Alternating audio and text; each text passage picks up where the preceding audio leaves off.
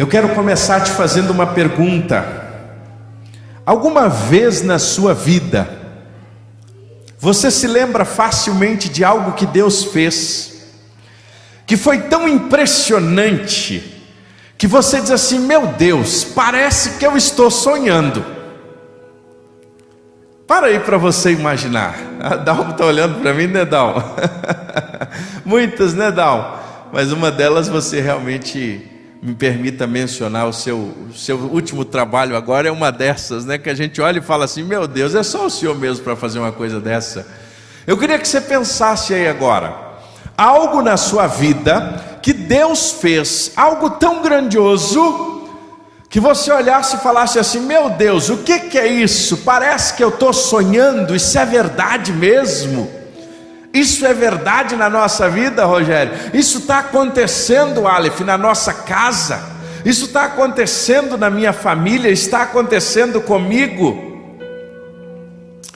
Quando nós olhamos, meus irmãos, a nossa jornada com Jesus, quando a gente olha e vê a nossa vida com Jesus, foram muitos momentos em que nós vivenciamos situações assim.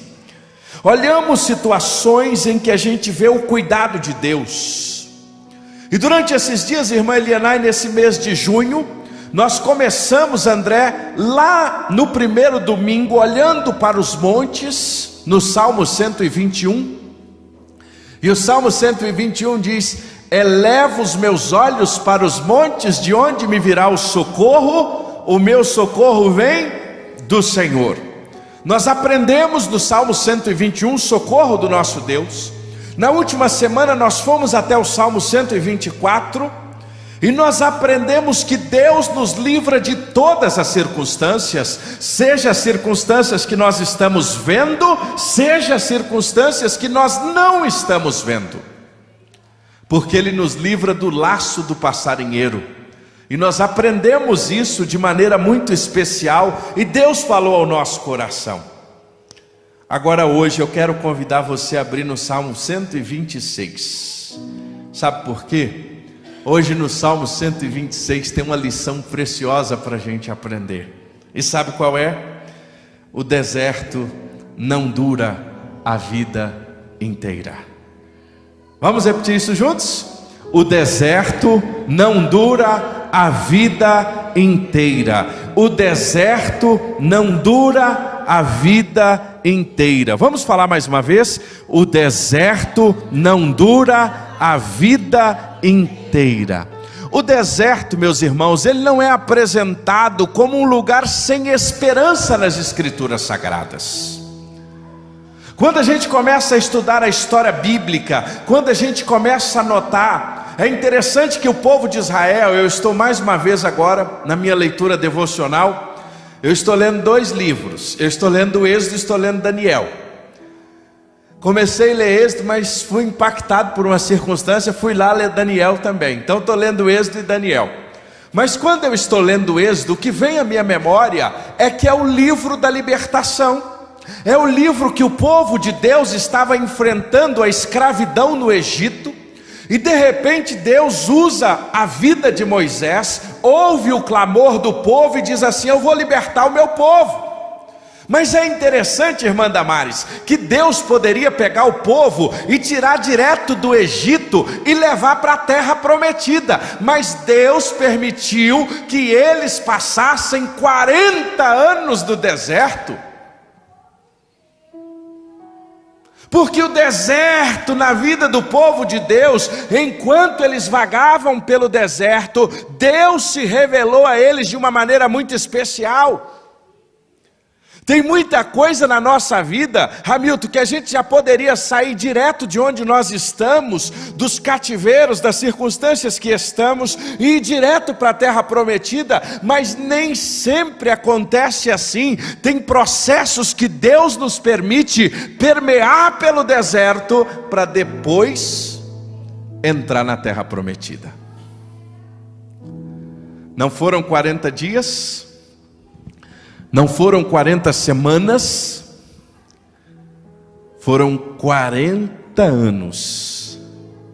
E daquela geração, depois de 40 anos, só 2 entraram. Lembra o nome deles? Josué e Caleb. Esta semana eu estava com Samara numa circunstância e uma pessoa nos abençoou muito com a palavra. Ele diz assim: pastor, para mim a Bíblia se resume apenas num texto. Os meninos podem tirar um pouquinho de reverb aí, que aqui está sobrando aqui dentro, mas tranquilo. Ele disse assim: pastor, para mim a vida cristã se resume apenas em Josué 1:9. Seja forte e corajoso. Se nós na nossa jornada fomos fortes e corajosos em ouvir e fazer a vontade de Deus, nós vamos sair do outro lado.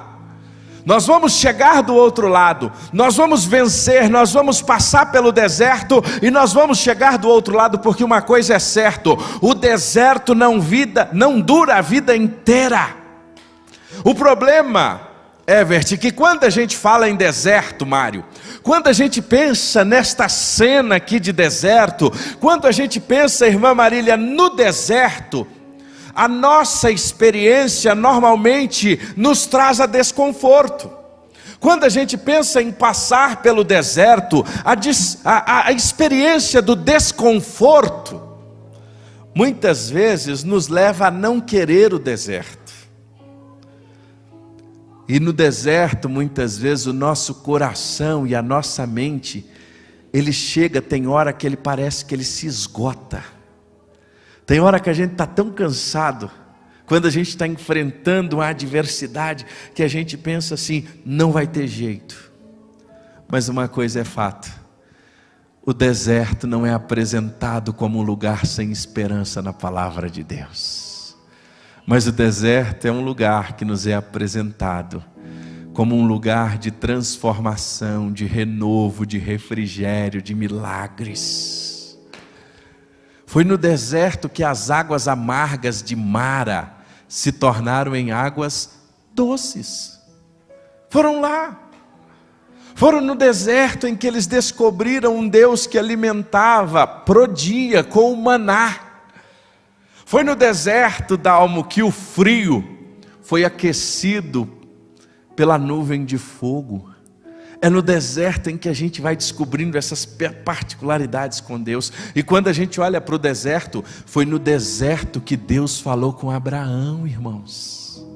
Foi lá no deserto que Deus falou com Moisés, meus irmãos. E foi no deserto que o povo trouxe o povo de Israel para falar com eles lá no Sinai. Foi no deserto que Deus encontrou com Elias. Isso não para por aí não. No Novo Testamento tem até uma figura muito preciosa na história das Escrituras Sagradas, que é a voz que clama no... Quem é ele? João Batista. João, ele viveu tanto no deserto que ele ficou conhecido como a voz que clama no deserto. Deserto na nossa jornada é algo tão precioso que até o próprio Cristo foi ao deserto. Nós vamos notar que o início da jornada cristã, Cristo é levado, Jesus foi levado pelo Espírito Santo de Deus ao deserto. E ali ele passou durante 40 dias, uma jornada de 40 dias no deserto. E ele não vagou no deserto por um acaso, foi um tempo de provação. Mas ali, ele viu a boa mão do Senhor com ele. Abraão, Isaac, Moisés, Abraão, Moisés, Isaías, Elias, João Batista, Jesus, eu, você. Muitas vezes Deus, quando quer falar conosco, Ele nos leva ao deserto. Sabe por quê? Porque o deserto é um lugar onde muitas vezes nós não temos outras vozes a não ser a voz de Deus. Lá no deserto a gente ouve Deus falando conosco. É no caminho a gente ouve Deus tão de perto. Cada uma dessas histórias que nós temos estudado a cada semana, nós temos visto um Deus que é um Deus de milagres. E hoje eu quero te chamar a mergulhar no Salmo 126. Eu confesso que eu tenho lido o Salmo 126 há muitos anos, principalmente como alguém que tem vocação missionária. Não tem como não ter lido o Salmo 126 a partir de uma perspectiva missionária, quando você chega no texto e lê principalmente os versículos finais e diz: quem sai andando e chorando enquanto semeia, voltará com molhos. Quantas conferências missionárias eu já não ouvi nesse texto? Quantos sermões missionários eu já não ouvi nesse texto? Então era um texto para mim que de fato eu venho ouvindo desde criança. Mas olha, irmãos, a cada semana eu começo a preparar a mensagem no domingo, na segunda de manhã. Então amanhã eu já estou, na verdade o Salmo 122 eu já até comecei. Mas eu passo a semana inteira mexendo nos textos bíblicos, buscando ao Senhor e entendendo aquilo que Deus quer falar primeiro comigo, e Ele vem ministrando ao meu coração. E muito daquilo que Ele fala ao meu coração eu compartilho com os irmãos aqui. Mas esta semana foi um tempo assim, muito especial nas Escrituras Sagradas, acerca do Salmo de número 126. A melhor compreensão para este Salmo, só para a gente entender o contexto em que está. Este é um Salmo em que foi escrito na história do povo de Israel, após o exílio da Babilônia. E é muito importante a gente entender isso, porque ele vai fazer muito mais sentido. Ele vai ter uma expressão muito maior para nós, se nós entendermos isso. Vários teólogos, em comum acordo, vão dizer que este salmo é um salmo pós-exílio. Talvez você que está chegando na igreja agora não tenha ainda a dimensão da história do povo de Israel. Num determinado momento da história do povo de Israel, os reinos se dividem. E então nós temos tanto de um lado quanto do outro a desobediência ao Senhor. E o povo começa a desobedecer a Deus. E insistentemente os reis começam a desobedecer ao Senhor. Os reis, por exemplo, em Judá, eles começam a ignorar a ação de Deus. O povo de Deus, Rafa, num determinado momento da jornada, começa a desprezar a Deus. E eles começam a desprezar ao Senhor de muitas maneiras. E eles começam a se achar autossuficientes, se acham autossuficientes em todos os sentidos, e em todas as esferas da vida, eles começam a desonrar a Deus, seja na esfera espiritual, seja na esfera social, seja na esfera política, eles começaram a desobedecer ao Senhor. E Deus começou a levantar os profetas. Aí você começa a ver e fazer sentido a profecia de Jeremias, aliás, de Isaías. Você vai notar Isaías se levantando e falando para o povo se arrepender. Porque se o povo não se arrependesse, haveria de vir sobre eles juízo. O juízo de Deus iria chegar. Deus usa o profeta Jeremias. E esse povo, insistentemente, sabendo o que é certo, continuou fazendo o que era errado. E meu irmão, minha irmã, você que está conosco agora em casa, eu preciso te dizer uma coisa: o nosso Deus é extremamente misericordioso, mas o nosso Deus também é um Deus de juízo. Num determinado momento na história desse povo, então Deus usa Nabucodonosor para levá-los cativos à Babilônia. Aí faz todo sentido quando você lê Daniel agora, né? Quando você vai ler eles sendo levados. E aí você vai entender um pouco melhor essa história. Depois você lê, por exemplo, Lamentações de Jeremias, e é por isso que Jeremias é conhecido como esse profeta chorão. Quando você lê Lamentações de Jeremias, é a visão de Jeremias agora andando pela cidade sitiada de Jerusalém, destruída de Jerusalém. Eles tinham sido levados cativos e a cidade estava às traças. Então quando você lê, por exemplo, Lamentações de Jeremias nada mais é do que aquela visão de um profeta enxergar um lugar que estava sob juízo.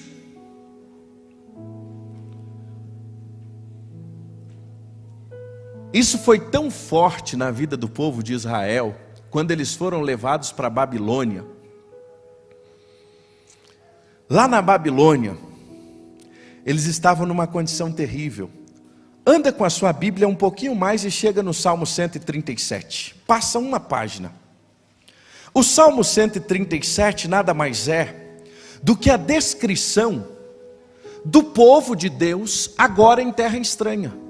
Nós vamos entender lá para a gente voltar. Olha o que eles errar, mas uma coisa é fato: mais cedo ou mais tarde, o juízo de Deus vem sobre nós quando nós não nos arrependemos. Essa é uma verdade que a gente aprende com o povo de Israel.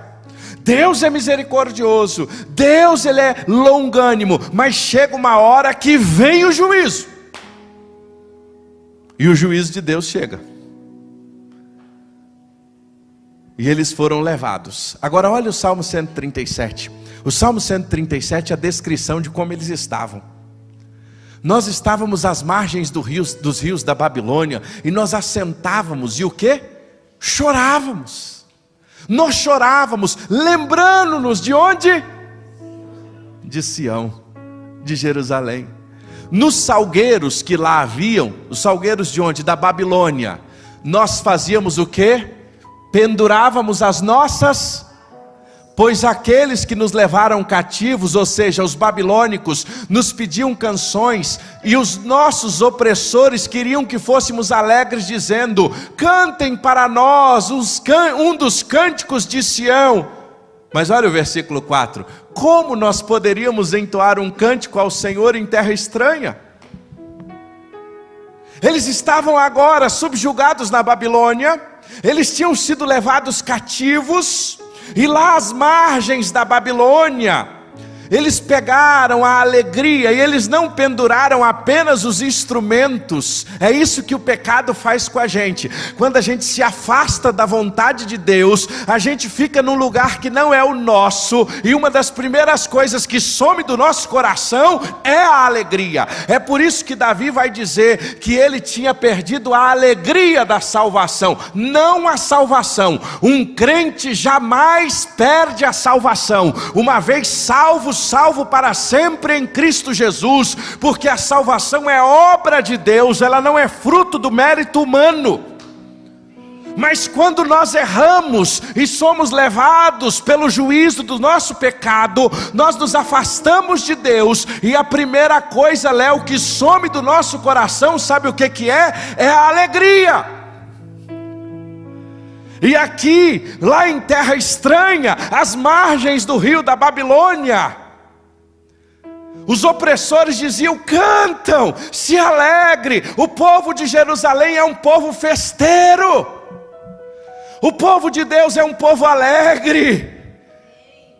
Só que lá na Babilônia, irmão Josimar, ninguém batia tamborim, ninguém se alegrava, as harpas estavam penduradas.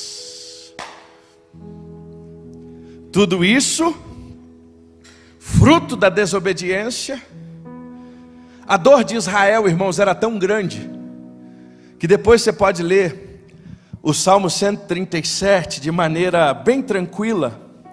Eles chegaram ao ponto de dizer, nos versículos finais, que o que eles mais desejavam era retribuir o mal que eles tinham feito. E feliz aquele que pegar os seus filhos e esmagá-los contra a pedra. Olha a dor desse povo. Olha a frustração desse povo. Olha a frustração do povo de Deus longe de Deus. O desejo desse momento dos israelitas, sabe o que é? era de fato que a Babilônia fosse destruída de tal maneira que nem os seus filhos sobrassem para nada, para não levantar uma nova geração e restaurar o poder daquela nação. E no meio de tudo isso, no meio de toda aquela dor, está um povo de Deus, afastado de Deus, levado em cativo, porque eles tinham o quê? Desobedecido a Deus. Deus, na sua bondade, lá na Babilônia, o que ocorre?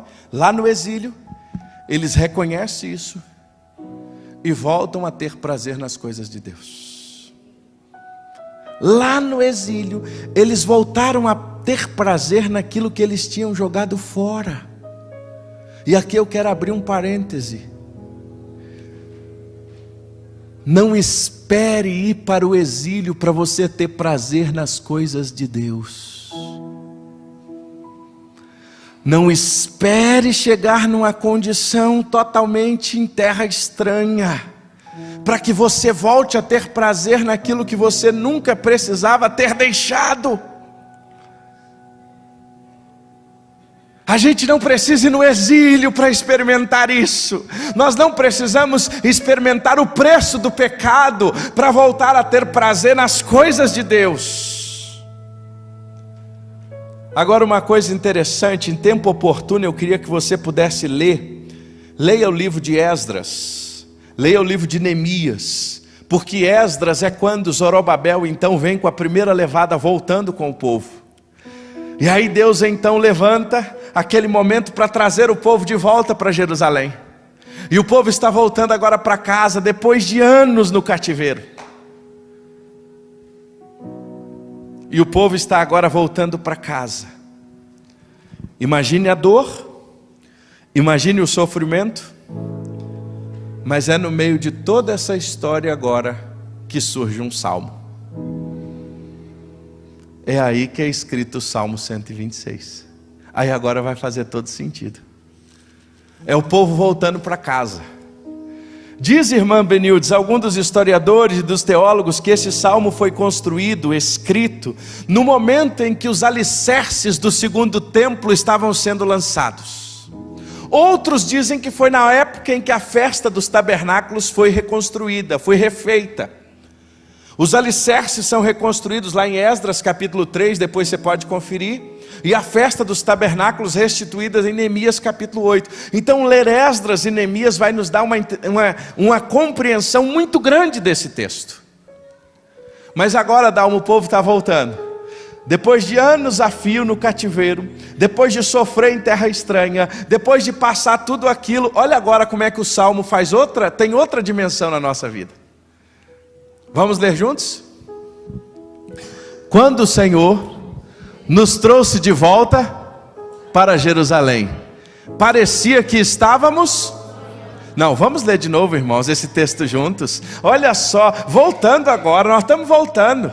Depois de tantos anos de exílio, depois de tantos anos de sofrimento em terra estranha, depois de amargar a dor de ver coisas as mais diversas, o sofrimento, a perseguição, mas ali agora Deus age com misericórdia. E quando a gente olha, irmãos, a história desse povo, aqui eu quero abrir um parêntese, antes da gente só ler o texto, porque isso me chamou também muita atenção enquanto eu preparava durante esta semana. Uma coisa que me chamou a atenção foi que a ida do povo para o cativeiro foi instrumento de um rei, de um governante nas mãos do Senhor. A saída do povo também foi instrumento do Senhor para tirar o povo de lá.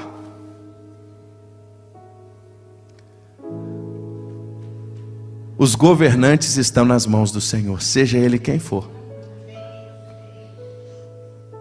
Então, descansa teu coração esse ano, faça a sua parte, vote de maneira honesta e justa em pessoas que têm compromissos com a palavra de Deus, e Deus vai te orientar quem elas são. Mas não perca noite de sono com isso, sabe por quê? Porque só vai estar lá quem Deus permitir que estiver e deva estar lá. Se quem Deus quiser colocar lá vai ser alguém para ensinar algo à igreja nesse tempo, Deus vai pôr, porque Ele é Deus. Deus vai colocar quem Ele quer, porque às vezes, irmãos, nós como igreja estamos entrando numa militância política, como se nós fôssemos definir o destino de uma nação. Querido, nós temos um Deus soberano. Claro que isso não nos imuniza de fazer a nossa parte, isso não nos tira a responsabilidade de fazer o que a gente precisa fazer, mas só lembra de uma coisa: é Deus quem põe o rei, é Deus quem tira o rei, Ele põe quem Ele quer, quando Ele quer, e a igreja está acima de tudo isso, porque a igreja é a noiva. Você acha que tem mais alguém mais interessado pela noiva do que o noivo? Agora, isso não nos isenta de termos responsabilidade e entender o nosso processo. Mas setembro, irmãos, setembro eu vou falar sobre isso. Setembro a gente vai chegar nesse assunto com calma. Mas vamos voltar no Salmo 126. O que diz aí? Quando o Senhor nos trouxe de volta para Jerusalém, parecia como rimos e cantamos de alegria. Então as outras nações disseram: o Senhor fez grandes coisas por eles. De fato, o Senhor fez grandes coisas por nós, e por isso... E o que diz os próximos versículos aí ainda, se você está com a sua Bíblia aberta? Diz o versículo 4: o Senhor faz com que prosperemos de novo, assim como a chuva enche de novo o leito seco dos rios. Aquele que semeia chorando, façam a colheita com alegria. Aqueles que saem chorando, levam a semente para semear, voltarão cantando, cheios de alegria, trazendo nos braços os feixes da colheita. Vamos ler juntos essa parte? O Senhor faz com que prosperemos de novo, assim como a chuva enche o leito seco dos rios. Como aqueles que semeiam chorando, fazem a colheita com alegria. Aqueles que saíram chorando, levando a semente para semear, voltarão cantando, cheios de alegria, trazendo nos braços. Uau! Oh, aleluia! Quando a gente olha para esse texto, irmãos, hoje eu queria ver com os irmãos algumas coisas interessantes sobre eles. O texto começa dizendo no versículos 1, 2 e 3, e eu queria que você tivesse aí com a sua Bíblia bem aberta. Quando o Senhor nos trouxe de volta, quando o Senhor restaurou a sorte de Sião, nós ficamos como quem sonha. O Salmo começa trazendo um testemunho de restauração, a real experiência de libertação. O tão inesperado sonho agora é real, nem dá para acreditar, estamos de volta. Deus mudou a sorte, o povo voltou para casa. A alegria do povo judeu, fruto desse retorno à terra, é algo inimaginável. É o decreto de um rei ímpio, trazendo de volta a esperança de um povo chamado povo de Deus. Deus pode usar um ímpio para abençoar a nossa vida. Deus pode usar quem Ele quer, quando Ele quer, na hora que Ele quer, do jeito que Ele quer, porque Ele é Deus. Aí diz o versículo 2 que a nossa boca fez o quê? Ela se encheu de riso, e a nossa língua de júbilo. Olha que interessante, quando você lê as lamentações de Jeremias, e agora você vê o povo voltando com a língua cheia de júbilo, cheia de alegria e de reconhecimento que algo estava acontecendo, e a alegria entre eles era tão grande, que as nações ao redor chegaram a dizer: está acontecendo alguma coisa com esse povo? Olha o que diz: as nações disseram: o Senhor fez grandes coisas por eles. Interessante. Uma coisa que é interessante: primeiro, os ímpios notaram a bênção de Deus. Já tinha visto isso, irmã Marília? Quem notou primeiro foi os ímpios. Às vezes, irmãos, A gente não consegue enxergar o que Deus está fazendo na nossa casa. É preciso vir um ímpio para dizer: olha o que Deus está fazendo com você. Às vezes a gente já está tão acostumado com as bênçãos, a gente está tão acostumado com as coisas de Deus, com o cuidado de Deus, e Deus está abençoando a nossa casa, abençoando os nossos filhos, e a gente não consegue enxergar. E aqui é interessante, eles estão voltando agora, eles estão alegres, coisas grandes estão acontecendo, porque eles estão voltando para casa. Aí os ímpios chegam e dizem assim: olha, Deus fez coisas grandes por você, Deus está abençoando a sua vida, Deus está abençoando a sua casa. Você parece que você não está vendo. Eu que não acredito no seu Deus, eu estou vendo que alguma coisa está acontecendo aí. Aí quando os ímpios chegam e dizem assim: Deus está fazendo algo por vocês, aí eles respondem o quê? De fato, é mesmo. De fato, Deus está fazendo algo grande por nós. Deus está fazendo coisas grandes, o Senhor tem feito por nós, e por isso nós estamos alegres. Eles reconhecem então a grandeza de Deus, o governo de Deus, o reconhecimento, e agora a boca cheia de riso. Bendito, meus irmãos, é quem pode usar esta expressão de Israel: grandes coisas fez o Senhor por nós, e por isso nós estamos alegres. Uma coisa interessante aqui agora, Rafa, é que eles não dizem foi na força do nosso braço, não foi conquista do nosso exército, não foi alguém que conquistou por nós, mas foi o Senhor, o Senhor, o Senhor, foi Ele que mudou a nossa sorte, meus irmãos. Muitas vezes Deus nos leva no deserto, Deus nos leva na lona, Deus nos leva aos lugares mais desafiadores, para que a gente entenda que Ele é Deus, e é Ele que nos tira de lá. Porque na nossa arrogância, muitas vezes, se não fosse o deserto, nós não honraríamos a Deus. E foi lá na lona, foi lá na Babilônia, foi lá no lugar mais desafiador que eles reconheceram: foi o Senhor, foi Deus, foi Deus, foi Deus, foi Deus. Ou seja, Deus mudou a nossa sorte. Sabe o que esses 3 primeiros versículos me ensinam? Sabe o que, Jader? Que o deserto, o cativeiro, ele não vai durar para sempre. O deserto não vai durar para sempre. Por pior que seja nosso erro, por pior que seja a nossa falha, por pior que seja a circunstância, a bondade de Deus e a sua misericórdia se manifesta em nós lá no deserto para mudar a situação.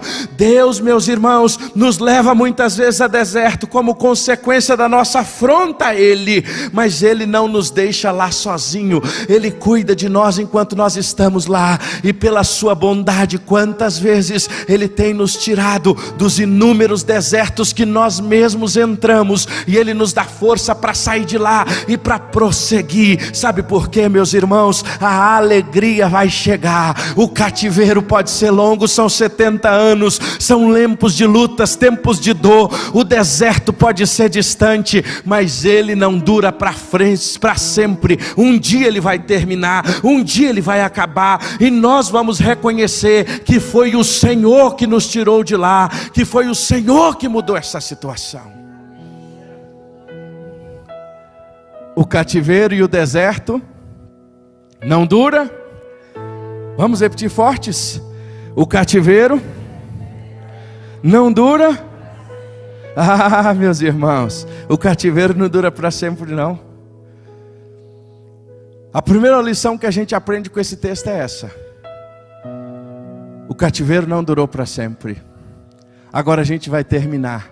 Olha o que diz o restante do texto: ó Senhor, faz com que prosperemos de novo, assim como a chuva enche de novo o leito seco dos rios.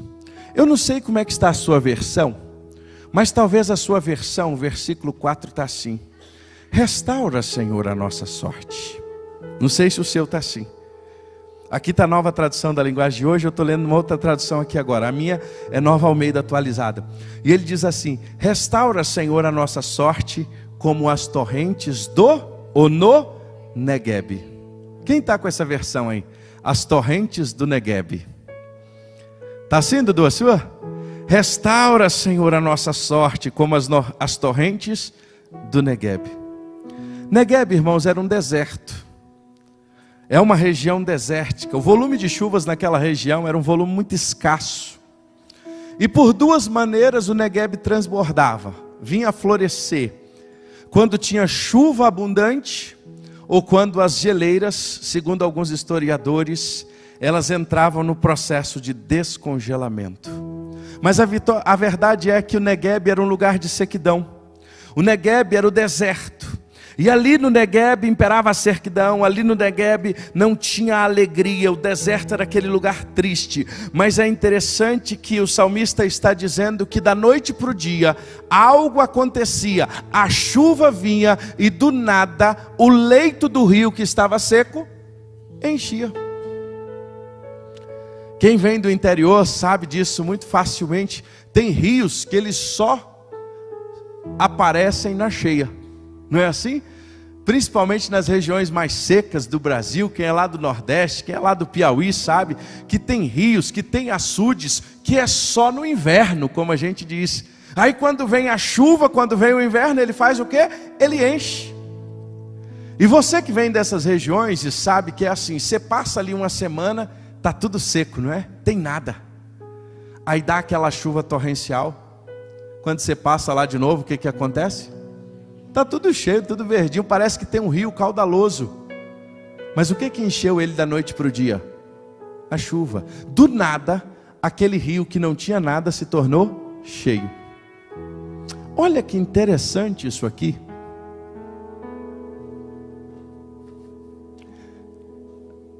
Nós poderíamos pensar aqui muitas coisas, né, de aplicação.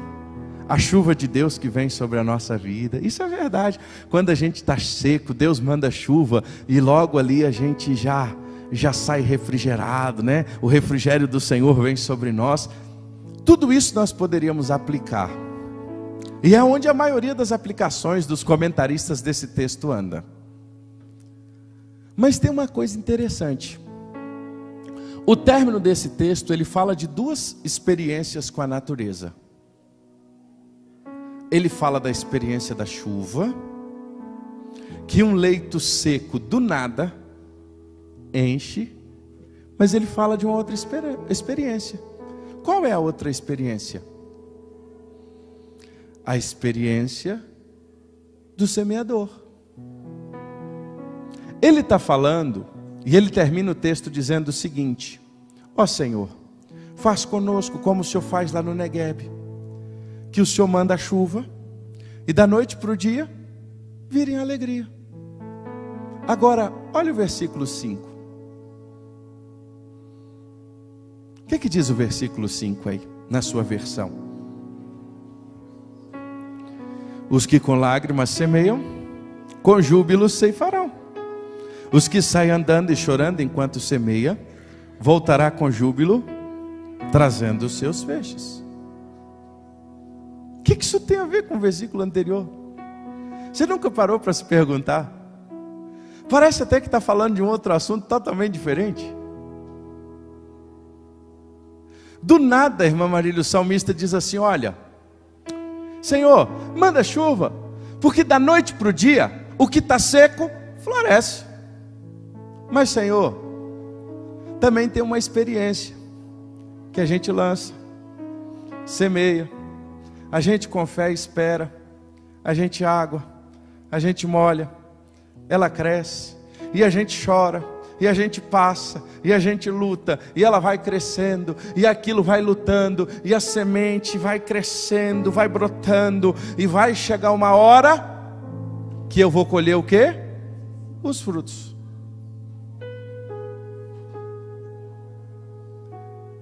Sabe o que Deus falou comigo essa semana, Rafa?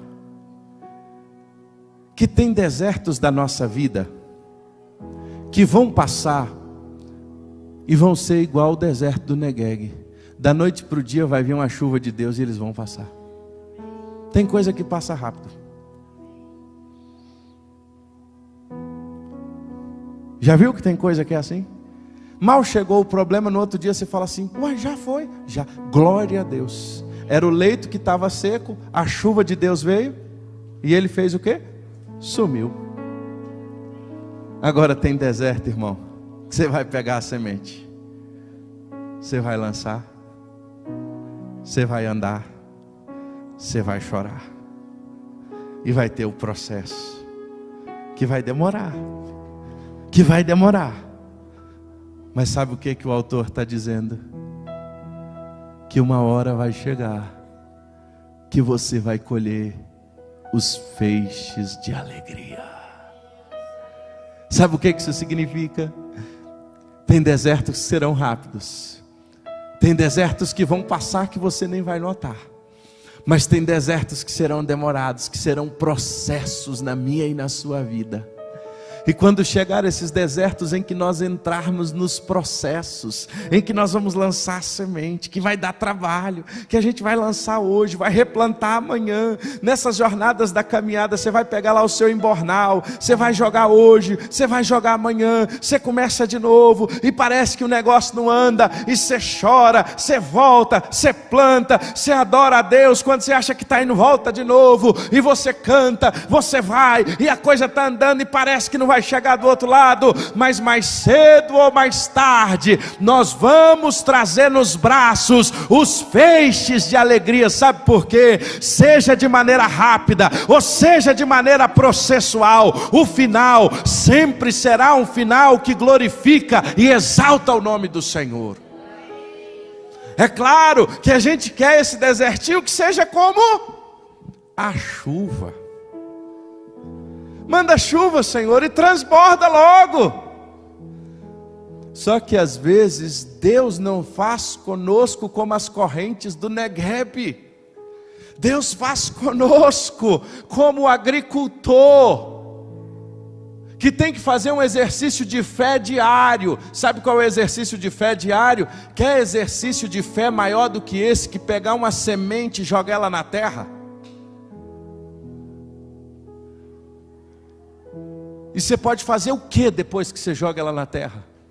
A não ser confiar que Deus vai fazer a obra, a não ser confiar que Deus vai mudar a história, a não ser confiar que daquele lugar que você lançou uma semente, que aparentemente não tem nada, vai nascer uma grande árvore, que vai florescer e trazer feixes de alegria, meus irmãos. Só que esse processo aqui, o nome já diz, a gente sai o quê? Chorando e andando. Olha o contraponto. Faz como que prosperemos, assim como o Negueb. Ok, muitas vezes ele faz, o Negueb. Muitas vezes o Senhor faz na nossa vida. Tem coisas que prosperaram tão rápido que a gente nem imagina, nem viu. Mas tem coisas que está na sementinha. E tem hora que a gente pensa que a gente não vai chegar lá. Aquele povo que foi para a Babilônia, tinha muita gente que talvez pensava, nós não vamos voltar. Mas um dia chegou a hora de trazer nos barcos os feixes de alegria. Por mais demorado que seja o deserto, por mais desafiador que seja o deserto, o processo da nossa restauração, ele vai chegar. Nós vamos andar, nós vamos chorar, nós vamos lançar a semente, mas ele vai chegar. Sabe por quê? Porque o nosso Deus é o Senhor que está no controle de todas as coisas. Termino dizendo, as florestas, meus irmãos, elas podem ser totalmente queimadas, mas ali pode crescer algo novo. Os ossos, quando se quebram, eles são curados e colados para a glória de Deus. A tristeza, olha aqui para mim, em nome de Jesus. não é uma condição permanente na sua vida. A tristeza não é uma condição permanente na nossa vida. O deserto não é uma condição permanente na nossa vida. O cativeiro não é uma condição permanente na nossa vida. Haverá sempre um final feliz. Ele pode ser, aos nossos olhos, algo que vai acontecer rápido. É a chuva que virá e vai transbordar da noite para o dia. Ou ele pode ser um processo. Mas indiferente se é pela chuva ou é pelo processo, nós temos uma certeza: sempre haverá um final feliz. E uma coisa que foi difícil eu entender, que às vezes o final feliz ainda não é aqui. É para sempre com o Senhor. Ainda que não seja aqui, mas uma certeza que nós temos: que haverá um lugar aonde não haverá pranto, aonde não haverá dor. Essa semana eu vi a foto de um irmão tão amado sendo consumido por um câncer. Haverá um final feliz para ele, ainda que não seja aqui, mas ele estará para sempre com o Senhor. Essa é a certeza que a palavra de Deus nos garante. Quando nós confiamos no Senhor, sempre haverá um final feliz. Restaura, Senhor, a nossa sorte. Restaura, Senhor. Quando o Senhor restaurou a sorte de Sião, nós ficamos como quem sonha. Então a nossa boca se encheu de riso e a nossa língua de júbilo. Então entre as nações se dizia: grandes coisas o Senhor tem feito por eles. De fato, grandes coisas o Senhor tem feito por nós, e por isso nós estamos alegres. Restaura, Senhor. Restaura, Senhor, a nossa sorte, como as torrentes do Neguebe. Os que com lágrimas semeiam, com júbilo ceifarão. O que sai andando e chorando enquanto semeia, voltará com júbilo. Ele não vai voltar de mãos vazias. Ele vai voltar com júbilo, ainda que seja demorado, mas trazendo seus feixes. Esse é o nosso Deus. Por mais desafiador que seja, Ele é aquele que pôde fazer José extrair bem de uma tragédia. Quando nós enfrentamos a dor, quando nós enfrentamos a tristeza, nós nunca podemos perder de vista que o nosso Deus tem o poder para nos levar para um final feliz. Eu quero convidar você a ficar de pé. Os meninos virão aqui à frente.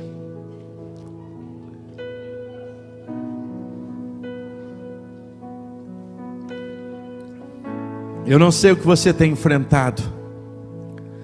Eu não sei quais são as suas lutas. Eu não sei quais são as suas dores.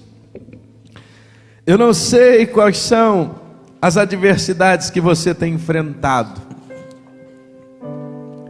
Mas uma coisa eu posso te dizer: em nome do Senhor Jesus, seja aqui ou na glória com Ele, haverá um final feliz. Essa é a garantia que Ele nos dá, a certeza que Ele nos dá, que por mais desafiador que seja,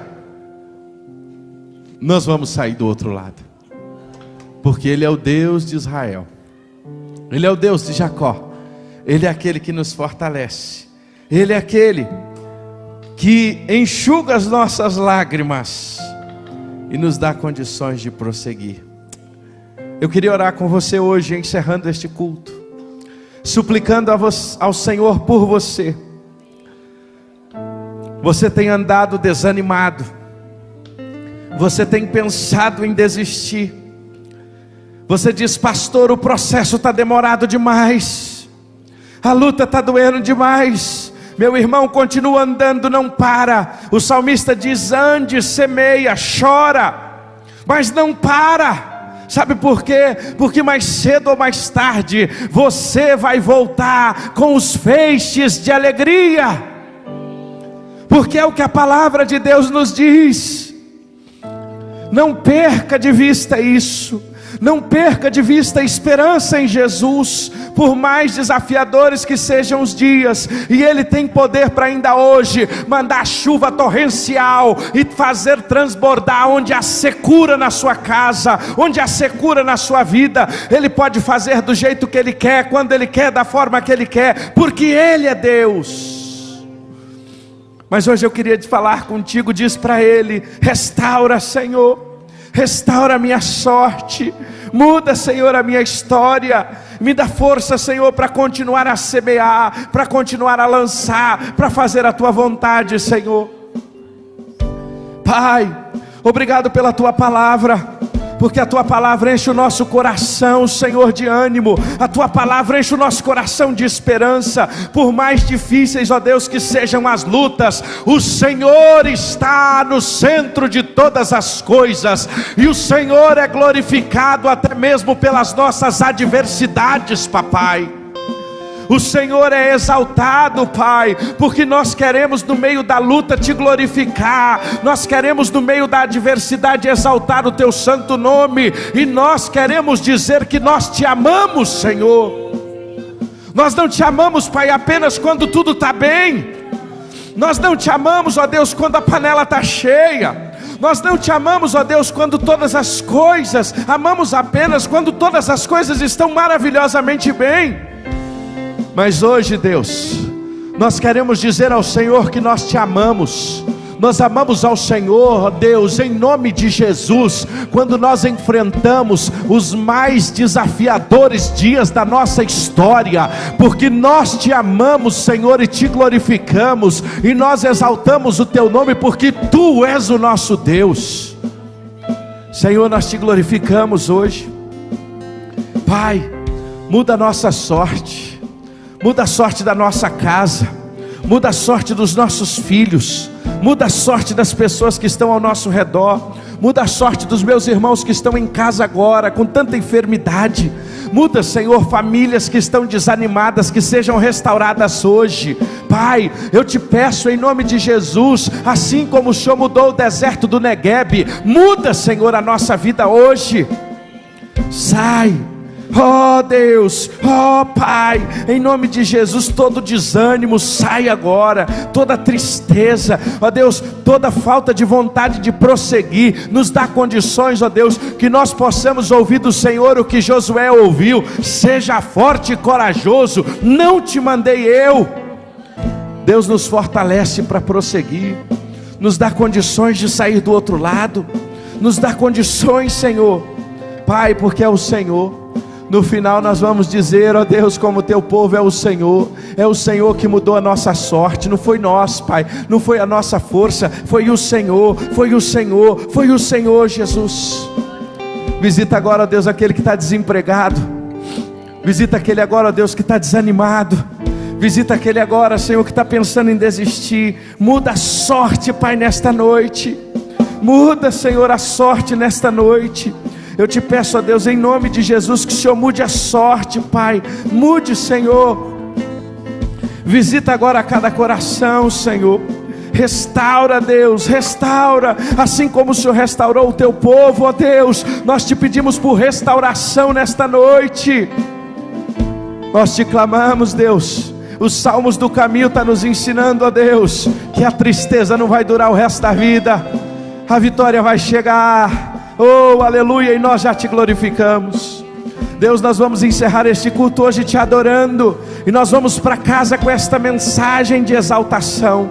Despede-nos agora, Deus, para uma semana de vitórias. Despede o teu povo agora para casa, Senhor, e nos leva agora para as nossas casas, para enfrentar os desafios dessa semana, mas na certeza de que o Senhor está conosco, e o Senhor estando conosco, nós não precisamos de mais nada, Pai. Nos fortalece, Senhor, nos revigora, nos dá ânimo para prosseguir. Obrigado, Deus, pela tua palavra hoje, que fortalece o nosso coração. Há um final feliz, o deserto vai passar, o Senhor vai restaurar a nossa sorte. Nós cremos nisso, porque é a tua palavra. Que o amor de Deus o Pai, a graça revelada a cada um de nós através do Senhor Jesus, e as doces consolações do teu Santo Espírito seja com cada um de nós, hoje e para sempre. Amém, amém. Vamos terminar adorando o Senhor, e assim finalizamos o culto dessa noite. Deus abençoe você que está em casa. Deus te dê uma semana de saúde, de melhoras, e que domingo estejamos todos aqui. Alegrei-me quando me disseram: vamos à casa do Senhor. Que esta semana no pequeno grupo seja um tempo de busca, um tempo de restauração, na oração da madrugada. Não importa o momento, importa é a presença do nosso Deus conosco. Adoremos ao Senhor em nome de Jesus.